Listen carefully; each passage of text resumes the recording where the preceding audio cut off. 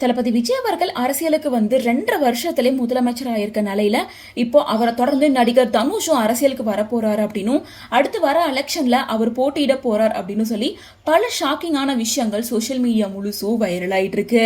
இதை உறுதிப்படுத்துற மாதிரி முதல் கட்ட பணியா தனுஷ் அவர்களோட நற்பணி மன்றம் சார்பா அவங்களோட கொடியை லான்ச் பண்ணியிருக்காங்க. அந்த கொடியில தனுஷ் வேஷ்டி சட்டையில வணக்கம் சொல்ற மாதிரியும் அவர் பின்னாடி ஒரு ஸ்டார் இருக்கு, white with red colour black, அதே போல எண்ணம் போல் வாழ்க்கை எண்ணம் போல் தான் வாழ்க்கை அப்படின்னு அவரோட எவர்கிரீன் டயலாகோட இந்த கொடியை 5 ஸ்டார் ஹோட்டல்ல வச்சு லான்ச் பண்ணிருக்காங்க. கிட்டத்தட்ட 200-300 பேருக்கு மேல இந்த ஈவெண்ட்ல கலந்துகிட்டு இருக்காங்க. மேலும் தனுஷ் அவர்களும் கலந்துகிட்டாரு, அவர் தான் கொடியை லான்ச் பண்ணியிருக்காரு அப்படின்ற மாதிரி டாக்ஸ் போயிட்டு இருக்கு. இந்த நாளையில நடிகர்கள் அரசியலுக்கு வந்தா யாரு நடிக்க போறாங்க அப்படின்ற மாதிரி ஒரு டாக் சோசியல் மீடியால ஒரு பக்கம் போயிட்டு இருக்கு. இன்னொரு பக்கம் வந்து மாற்றம் ஒன்றே மாறாதது, மாற்றத்துக்காக காத்து இருக்கலாம் அப்படின்னு சொல்லிட்டு பலருமே தனுஷ் அரசியலுக்கு வர்றதுக்கு வரவேற்பு தெரிவிக்கிற மாதிரி ட்விட்டர்ல பேசிட்டு வராங்க. அதாவது நடிகர்கள் அரசியலுக்கு வரதுக்கு முன்னாடி ஃபர்ஸ்ட் ரசிகர்கள் மன்றத்தை ஸ்டார்ட் பண்ணுவாங்க, அதுக்கப்புறமா நற்பணி மன்றத்தை ஸ்டார்ட் பண்ணுவாங்க.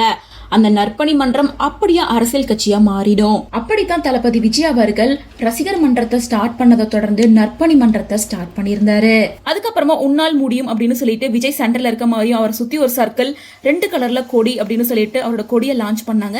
அதுக்கப்புறமா தான் அவர் தமிழக வெற்றி கழகத்தை ஸ்டார்ட் பண்ணி இப்ப முதலமைச்சரா மாறி இருக்காரு.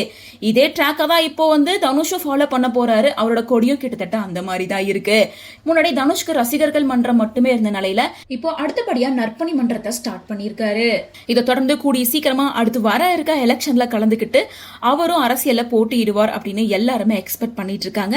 சோ ஒரு மாற்றம் வேண்டும், கண்டிப்பா ஒரு அரசியலுக்கு வரணும்.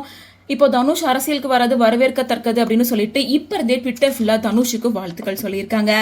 தளபதி விஜய் அவர்கள் தனியா கட்சி ஆரம்பிச்சு முதலமைச்சர் ஆனதுக்கு அப்புறமா இப்போ ராகவா லாரன்ஸுமே வந்து அரசியலுக்கு வரதா சொல்லியிருக்காரு. அவர் தமிழக வெற்றி கழகத்து கூட ஜாயின் பண்ண போறாரா அல்லது தனியா இருக்க போறாரா அப்படின்றது இன்னும் குழப்பத்துக்கு மத்தியில இருக்க நிலையில இப்போ வந்து அண்ணாமலை தனி பார்ட்டி ஆரம்பிச்சிருக்காங்க. சூப்பர் ஸ்டார் ரஜினிகாந்த் அவர்கள் சார்பில் லதா ரஜினிகாந்த் தனியா நற்பணி மன்ற இயக்கத்தை ஸ்டார்ட் பண்ணியிருக்காங்க. ஸ்பெஷலா தனுஷ் வந்து இந்த ஈவெண்ட்ல கலந்துகிட்ட மாதிரி எந்த வீடியோஸும் போட்டோஸும் வரல. அதே நேரம் இது ஒரு 5 ஸ்டார் ஹோட்டல் நடந்திருக்கு அப்படின்றனால ஒரு பெரிய ஈவெண்ட். சோ கண்டிப்பா இது தனுஷோட காதுக்கு போகாம இருக்கவே இருக்காது. அவரோட கைடன்ஸ் எல்லாம் இது நடக்காது. சோ கண்டிப்பா இதை பத்தி அவரே அபிஷியலா ஒரு ஸ்டேட்மெண்ட் கொடுப்பாரு அப்படின்னு எல்லாரும் எக்ஸ்பெக்ட் பண்ணிட்டு இருக்காங்க.